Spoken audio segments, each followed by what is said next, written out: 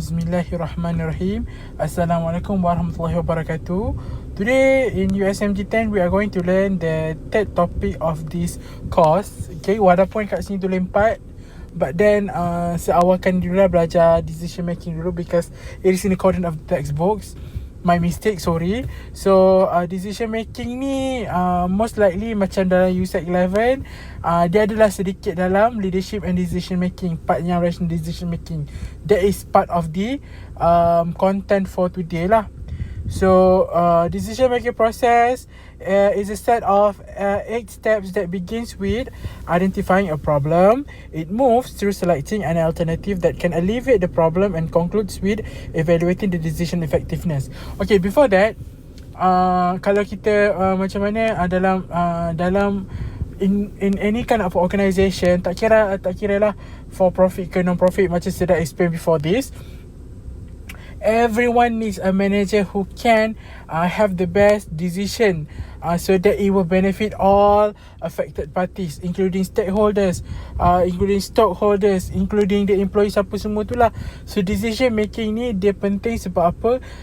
It want to maximize the efficiency, ataupun it want the company wants to maximize the effectiveness, but then to become kata apa, efficient simultaneously lah. So that's why we are learning the decision making process. So kalau dalam this textbook it has 8 steps, tapi kalau dalam USMG11 punya textbook dia ada 6 step, tapi those other 2 steps are not that important pun sebenarnya.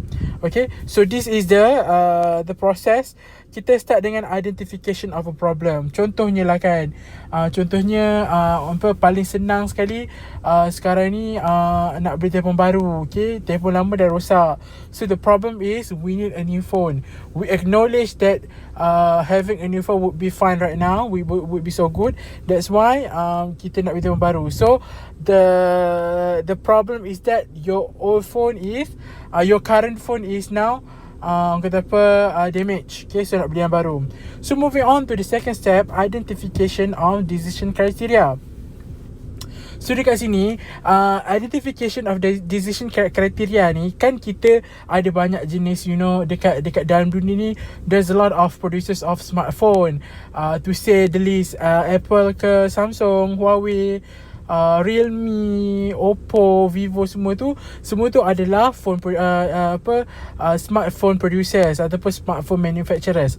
So dekat sini step number 2 ni kita kena tengok dia punya kriteria, decision criteria tu macam mana kita tengok kita nak pilih telefon yang mana. Kita tengok contohnya kita tengokkan harga, kita tengok dekat punya specification, we look at the orang kata apa, design of that phone, we look at the capacity, orang kata apa, RAM ke, random, ordinary, apa semua tu lah. Semua benda-benda tu kita kena tengok. So dekat situ those are the criteria kita nak tengok, orang kata apa, kita nak tengok kriteria tu supaya kita boleh pilih model apa yang kita nak. So moving on to the third step, which is allocation of weights to criteria. So dekat sini kita nak letak, this is based on personal judgement. Step number 3 ni contohnya lah, kalau macam if you are someone ataupun if you a manager that relies heavily on importance of saving money, you would put that price is the dominant variable. Okay, dominant variable yang mana kalau satu telefon ni dia punya function sama je, but then you pentingkan harga tu sendiri. Okay, orang kata apa, weightage dekat harga tu is the highest. Okay, let's say letaklah dalam 20, in total 20 markah kan, 20 point. So mungkin dekat kalau macam tengok kat textbook yang if you look at your textbook, still macam bagi kalau price tu maybe dalam 10 point. Okay, kalau benda-benda macam specification, design, semua tu tak berapa sangat penting, tapi macam dia punya weightage tu tak seberat bila dia letak dekat harga. Okay, that is the orang kata apa, the third step of you are allocating the weightage based on the criteria that you have extracted out. Okay, so moving on to the step number 4, development of alternative. So development of alternative ni, So macam saya cakap tadi, kan ada banyak jenis model phones kan, okay? Banyak jenis jenama apa semua. Itulah dia punya alternatif. So you enlist semua model telefon yang ada dekat situ, and then you basekan dengan situ dengan kriteria yang dekat step number 3. So moving on to step number 5. Step number 5 ni lah yang you evaluate, okay? Analysis ni tengok, okay, kalau macam iPhone, Samsung, apa lagi, Huawei apa semua tu, tengok dia punya decision criteria dia berapa, tengok point dia berapa banyak kat situ.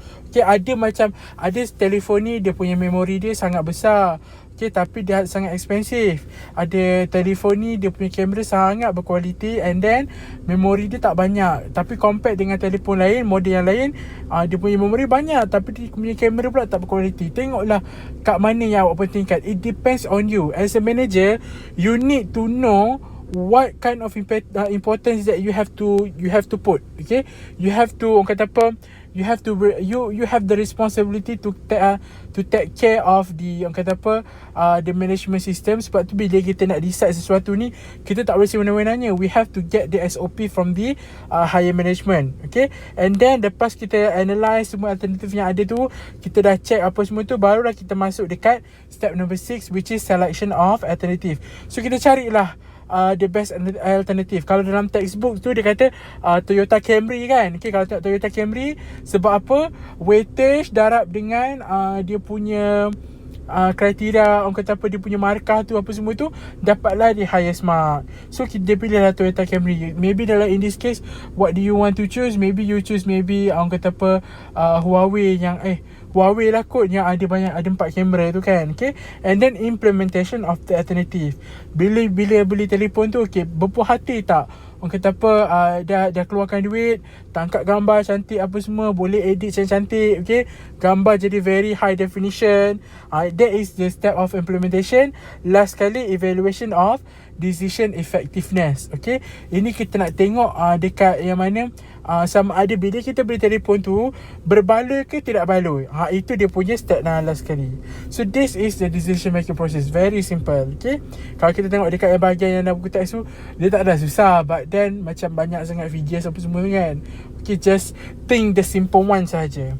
So a manager has 3 types of approaches, okay, when they are making decision.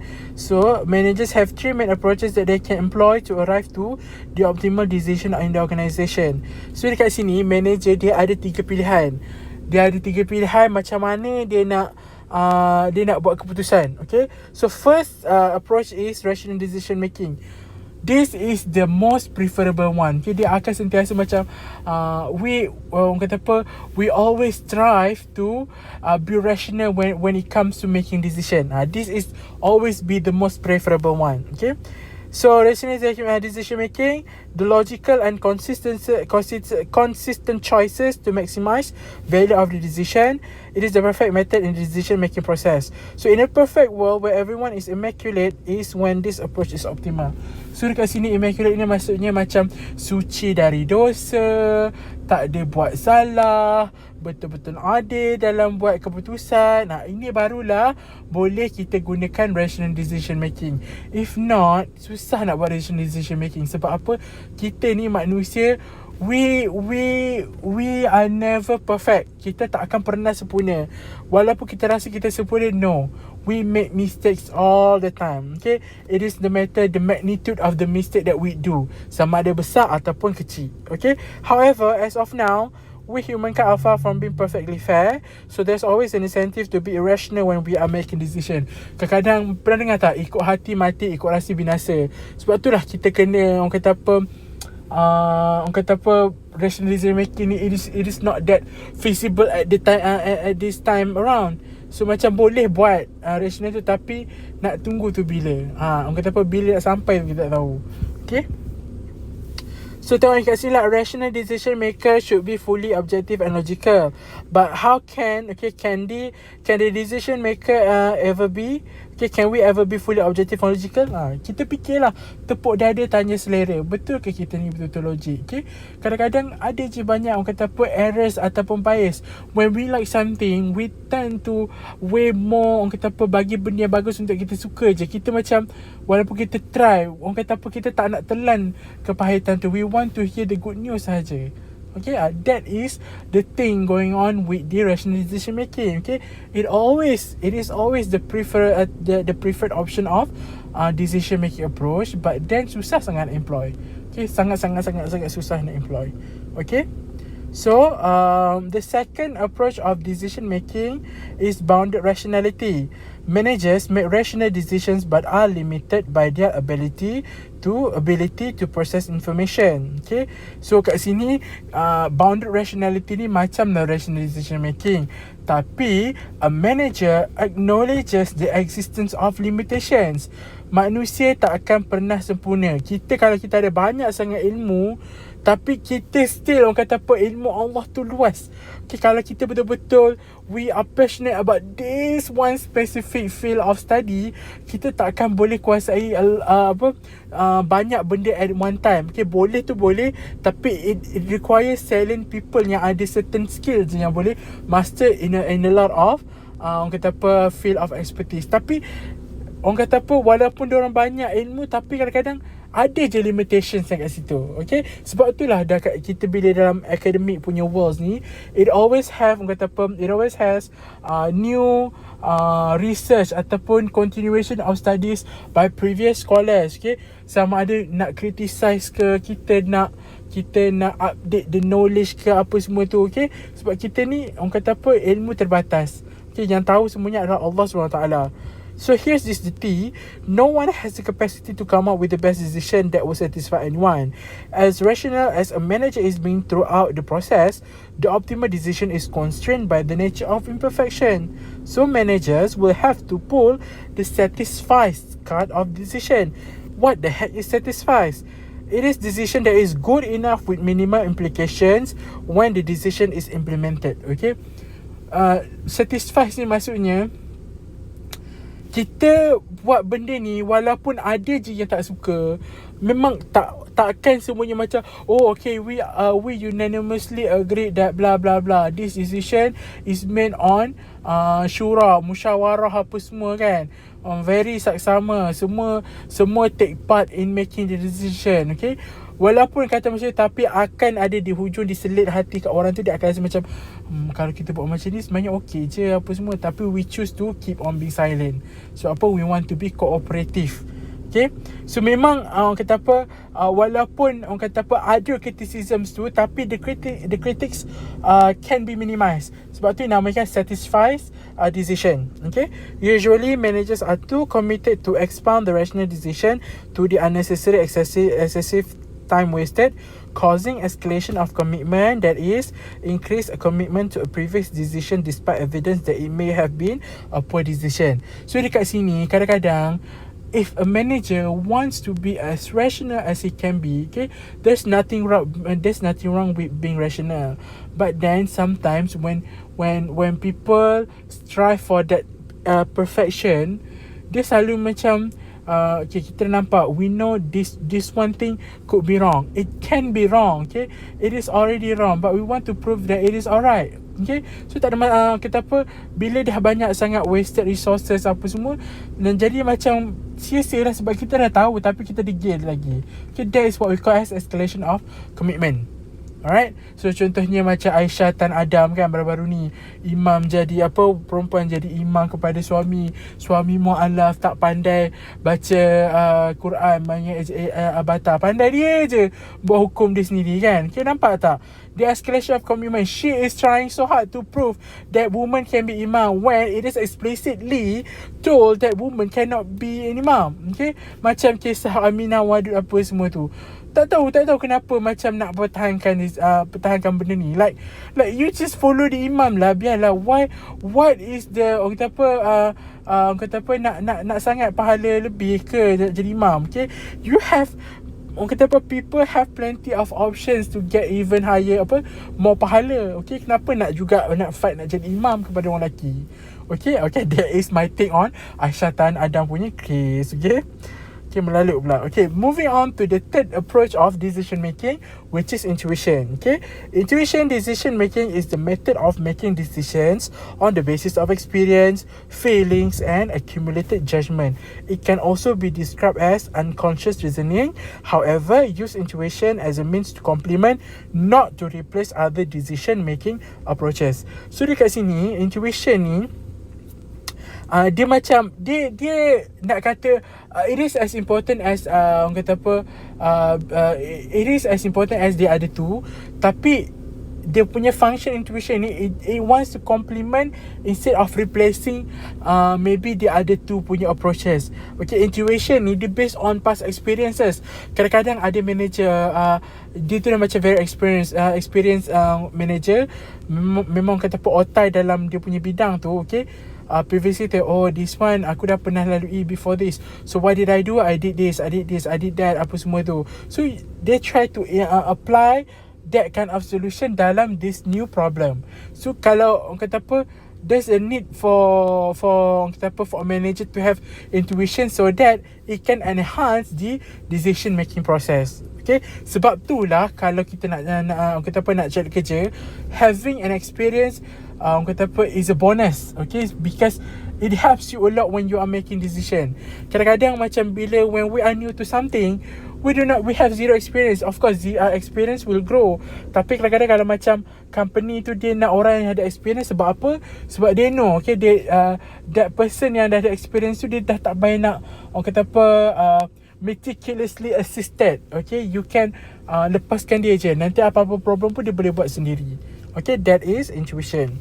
So intuition ni dia ada 5 elements: experience based decision, affect initiated decision, cognitive based decision, subconscious mental processing and values, or ethics based decision. Okay, so kalau experience based ni, managers make decisions based on their past experiences.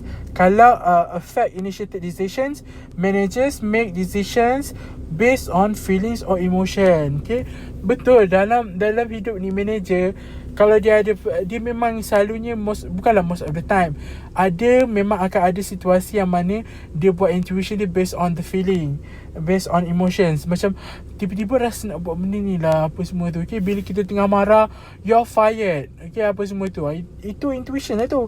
Okay, affect initiated decision. Okay, bukannya you tengok based on the performance, tapi you segera mengapangi orang tu. That is the intuition. Okay.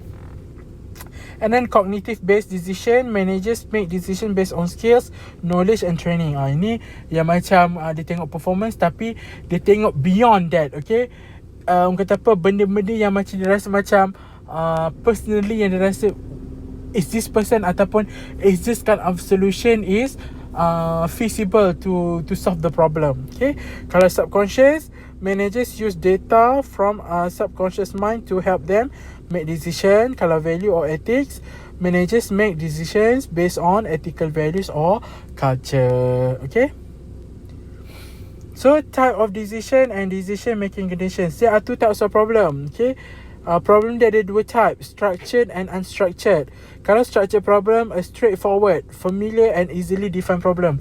So kat sini macam previously dalam mana company, it has always been known that problem will occur. Okay, kata apa, kalau tak selalu pun kadang-kadang akan berlaku. So people can expect that kind of thing. Contohnya macam maybe kalau macam kita kan tak bayar bil. Bila kita tak bayar bil, kita punya servis kena bar kan. Okay, so it is structured problem. Kadang-kadang kita macam ada orang kata macam pernah miss payment ke apa ke, bukan sengaja, tapi kadang terlupa apa semua tu kan. That is structured problem lah. So what can you do? Okay, immediately buat payment. Itu je lah solution dia. You have already know that you don't have to see what research ke apa ke, how do I make my kata apa, service to be enabled again. Okay, no need to do research. You just pay, the provider, and then they will just enable your access to the internet. Okay, kalau unstructured problem, a problem that is new or unusual for which information is ambiguous or incomplete. Okay, unstructured ni macam keadaan sekarang lah, COVID-19. Okay, having orang kata apa, bad disease outbreak, okay, viral ataupun infections punya disease. Benda ni macam the last time happen pun macam H1N1, but then the magnitude is not that big. The magnitude was not that big. Okay, kalau compare kat sekarang, highly infectious. Setiap kalau ada seorang yang jangkiti je, you have to quarantine yourself. Okay, kalau tak nanti senang sangat berjangkit. Bila senang sangat berjangkit, nanti ramailah merepek apa semua. So kat sini unstructured problem tak pernah ada lagi. Okay, but now as time goes by, okay, the management of Kementerian Kesihatan Malaysia kat situ, okay, flattening the curve. It shows that a good improvement yang mana sampai sekarang dah buka balik ekonomi. Okay, dekat situ nampak tak macam orang kata apa, people are well versed of the problem. Okay, when this kind of thing happens, what do? You have to follow the SOP as outlined by the government. Okay, so kat situ apa dia punya SOP? You want to open up economy, can, but then you have to follow the standards. What are the standards? Wear the facial mask, and then sentiasa basuh tangan, and then tulis nama ke IC semua tu. That is the standard operation procedure. Okay, so program versus non-program decisions. Kalau program decision, a repetitive decision that can be handled using a routine approach. Okay, macam kalau tadi structured problem tu dah sentiasa berlaku, tapi solution tu kita panggil apa? Program decision. Okay, the decision has already programmed. Pak maksudnya macam mana? Macam tak ada duit. Okay, kita dah habis duit, minta kat bapa. Itu jelas solution dia. Takkan kita nak buat crowdfund kot, nak minta duit belanja minggu-minggu. Okay, so problem kita ada duit, solution minta kat bapa. So the problem is structured. The decision is what we call as program decision. Kalau procedure, kita bincang pasal program. Okay, kalau program decision ni, dia ada 3 approaches tau. Okay, dia ada 3 approaches. Orang kata apa, there are 3 decisions that they can use. Okay, procedure, rule dengan policy. So okay, ini ada salah program decision making, simple, blah blah blah semua tu. Okay, because once the structured problem is defined, its solution is usually self-evident, or at least reduced to only a few alternatives that are familiar and that have proved successful in the past. So program decisions can use 3 standards: procedures, rules dengan policies. Okay, a procedure is a series of interrelated sequential steps that a manager can use when responding to a well-structured problem. The only real difficulty is identifying the problem. Once the problem is clear, so is the procedure. Okay, so dekat sini macam kalau procedure ni dia macam orang kata apa, sequential, step by step punya solution. Itu di procedure. Kadang-kadang ada macam benda, kalau kereta rosak kan, kereta rosak, bila check problem dia, kita tak tahu problem apa. Orang tahu kereta rosak, tak boleh jalan, tapi mekanik kena masuk bawah kereta, kena tengok. Okay, rupanya maybe dia punya conveyor belt dah putus. I don't know. Okay, mungkin lah conveyor belt putus kan. I don't know the severity of having the conveyor belt to putus. I don't know how much the bad implications will be on the car. Okay, don't judge me if I give this kind of example. Thank you. So maybe kalau kita dah jumpa the conveyor belt, tali sawat tu dah putus, so what can the mechanics do? Okay, first mungkin dia punya prosedur, okay, keluar daripada bawah kereta tu, okay, tulis the report, okay, and then ambil the new conveyor belt and then install, okay, and then make payment apa semua tu prosedur lah tu. Okay, so and then rule. A rule is an explicit statement that tells a manager what he or she must or must not do. Rules are frequently used by managers who confront a structured problem because they are simply to follow and ensure consistency. So rule ni dia macam ni tau. Macam kita kalau dah kerja nanti, kita tengok, okay, kalau kita ada program tu dia punya problem is structure. Okay, so program decision ni dia kena kita tengok rule juga. Sebab apa? It has always been revised. Okay, benda tu dah revised properly, so that kita boleh decision tu boleh sampai, orang kata apa, dia tak lebih tak kurang, just right dia punya decision.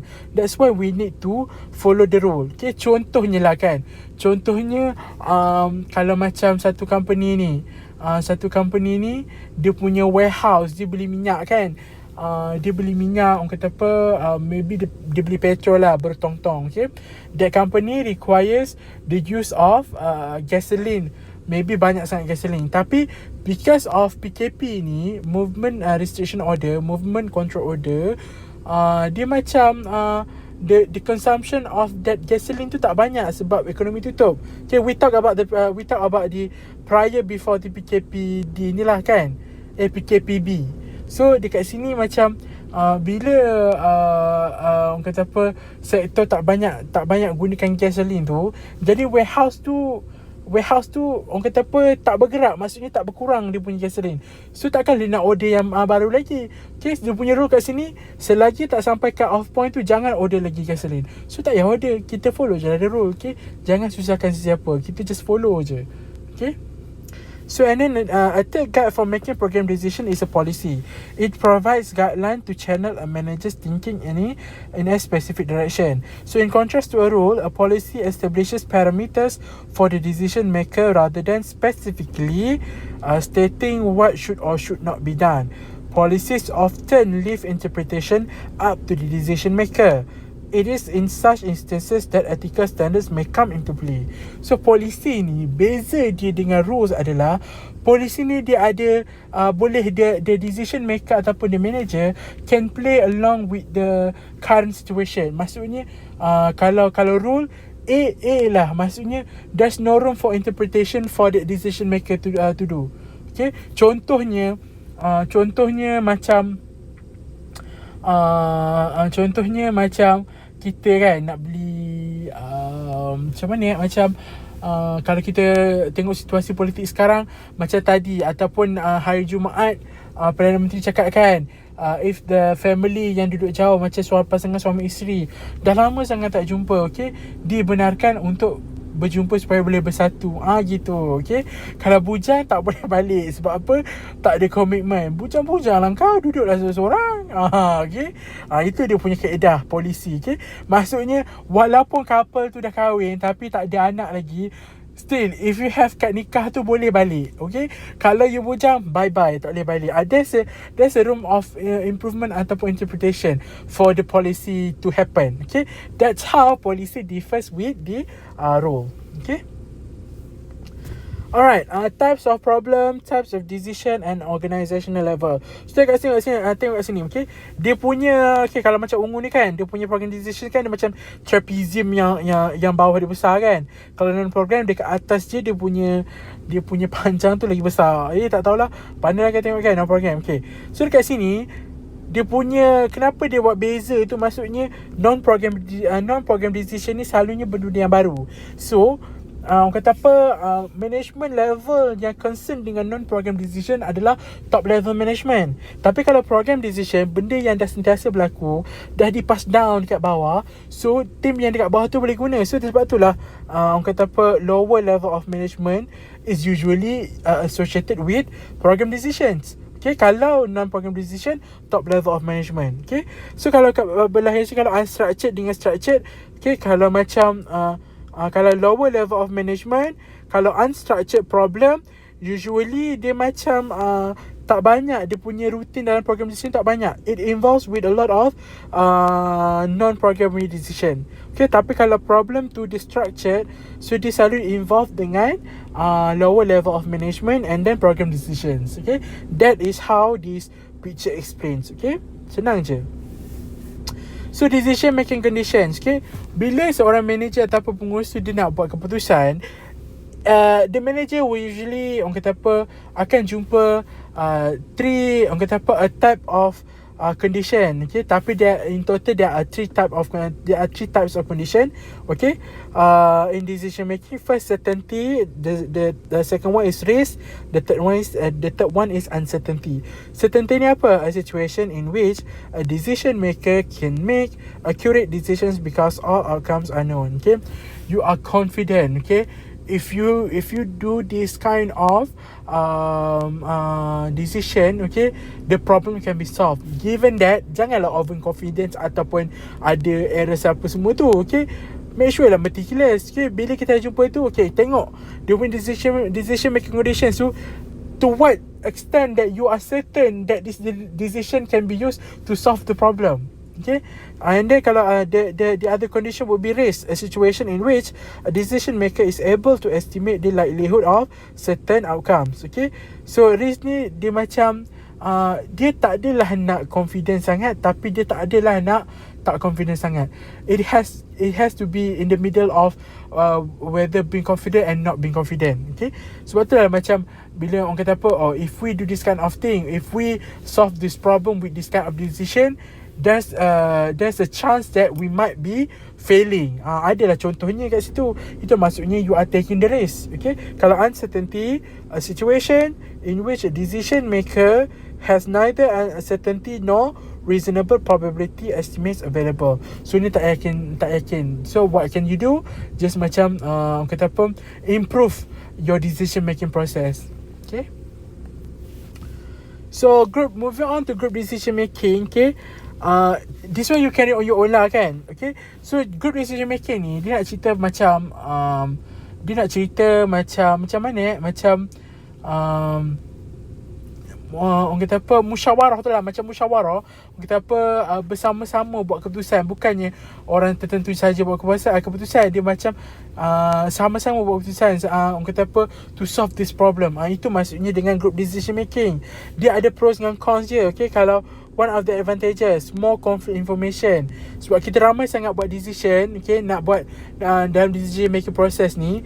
So macam banyak idea dia orang boleh fikir tau. Itu nak banyak sangat apa, complete information. Okay, apa lagi?